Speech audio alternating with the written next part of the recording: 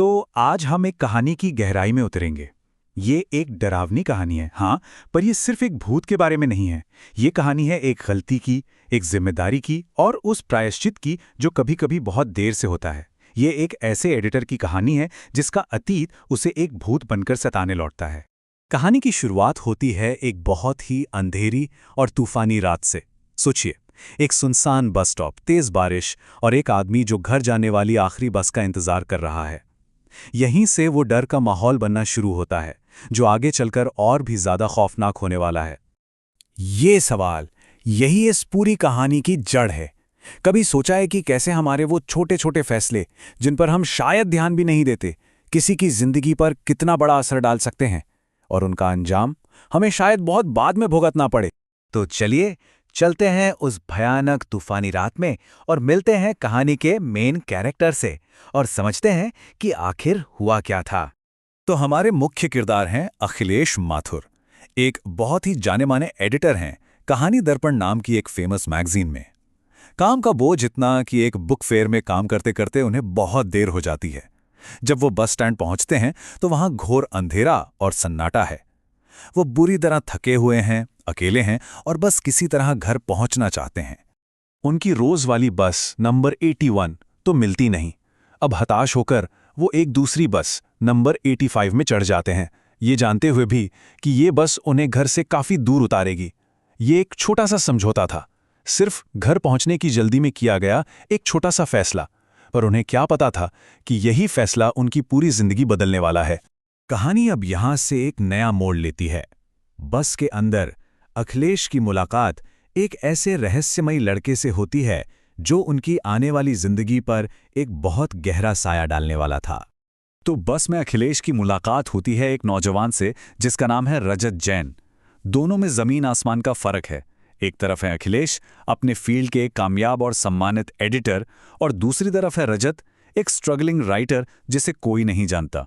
पर अजीब बात यह है कि रजत को देखते ही अखिलेश को एक जानी पहचानी सी फीलिंग आती है, और रजत, वो तो जैसे अखिलेश के बारे में पहले से ही सब कुछ जानता है। बातों बातों में रजत अखिलेश को अपनी पूरी दुख भरी कहानी सुना देता है। वो बताता है कि लिखना ही उसकी जिंदगी है, उसके पास और कोई रास्ता नहीं है। उसकी मां गुजर चुकी हैं और पैसों की इतनी तंगी है कि उसे अपने पिता को भी खुद से दूर देहरादून भेजना पड़ा। उसकी हर बात में एक गहरी हताशा और बेबसी झलक रही थी। रजत की कहानी और लिखने के लिए उसका वो जुनून देखकर अखिलेश का दिल पिघल जाता है। वो उसे वादा कर बैठते हैं कि वो उसकी कहानियों को जरूर पढ़ेंगे और अगर पसंद आई तो छापेंगे ही। ये सुनकर रजत की आंखों में उम्मीद की एक चमक आ जाती है। तभी बाहर बारिश बहुत तेज हो जाती है। रजत अखिलेश से कहता है कि तूफान थमने तक उसके घर चलें, क्योंकि अखिलेश का घर तो दूर है और वो भीग जाएंगे। और बस यहीं अखिलेश के मन में शक का पहला बीज पड़ता है। उसे कैसे पता कि मेरा घर दूर है?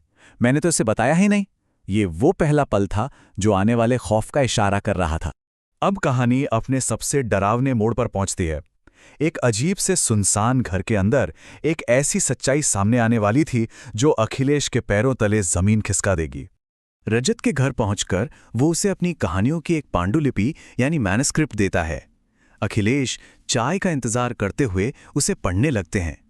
जैसे ही वो पहला पन्ना पलटते हैं, उनके पूरे शरीर में एक ठंडी सी लहर दौड़ जाती है।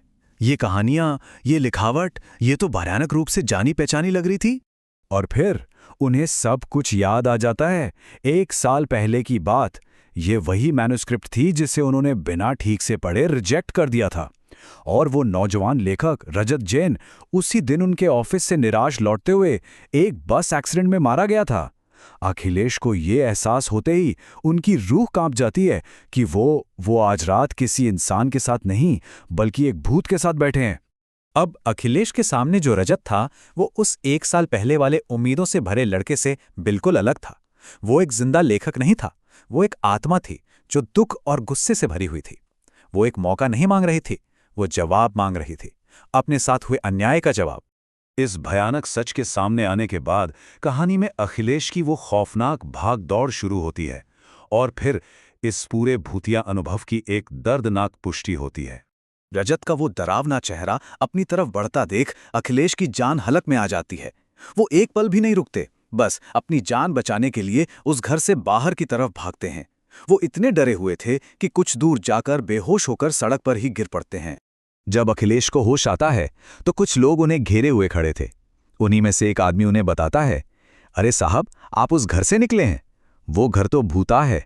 उसमें रहने वाला रजत नाम का लड़का तो 1 साल पहले ही बस एक्सीडेंट में मर गया था। ये शब्द अखिलेश के डरावने अनुभव पर सच्चाई की आखिरी मुहर लगा देते हैं। और जो बात इस घटना को और भी ज्यादा डरावना बना देती है वो ये थी कि जब अखिलेश की नज़र जमीन पर जाती है तो उन्हें अपने बगल में वही मैन्यूस्क्रिप्ट पड़ी हुई मिलती है जो रजत के भूत ने उन्हें दी थी। इसका मतलब जो कुछ भी हुआ वो कोई सपना या वहम नहीं था, वो सब सच था। कहानी के इस आखिरी हिस्से में हम देखते हैं कि अखिलेश किस तरह अपनी उस एक गलती को सुधारने और प्रायश्चित करने की कोशिश करते हैं। अपनी गलती का एहसास होने के बाद अखिलेश वापस जाके रजत की उस मैन्यूस्क्रिप्ट को एक किताब की शक्ल में छपवाते हैं। और जानते हैं क्या होता है? वो किताब उस साल की बेस्ट सेलर बन जाती है। ये रजत की प्रतिभा का वो सम्मान था जो उसे जीते जी नहीं मिल सका। लेकिन अखिलेश सिर्फ किताब छापकर नहीं रुकते। वो किसी तरह पता लगाकर देहरादून जाते हैं, रजत के पिता को ढूंढ निकालते हैं। वो किताब से हुई सारी कमाई उनके हाथों में सौंप देते हैं और रोते हुए उनसे माफी मांगते हैं कि वो उनके बेटे के टैलेंट को सही समय पर नहीं पहचान पाए। ये कहानी हमें एक बहुत बड़ी सीख देती है ना? कि टैलेंट को दबाया नहीं जा सकता, लेकिन कभी-कभी उसे दुनिया के सामने लाने के लिए बहुत बड़ी और बहुत दर्दनाक कीमत चुकानी पड़ती है, जैसा कि रजत के साथ हुआ। और आखिर में ये कहानी हमें एक बहुत ज़रूरी सवाल के साथ छोड़ जाती है। हमारी इस रोज़मर्रा की भागदौड़ में न जाने कितने ही रजत जैसे लोग हमें मिलते होंगे, कितनी ही कहानियाँ और कितना ही टैलेंट हम जाने अनजाने में नज़रअंदाज कर देते हैं। ये वाकई एक सोचने वाली बात है।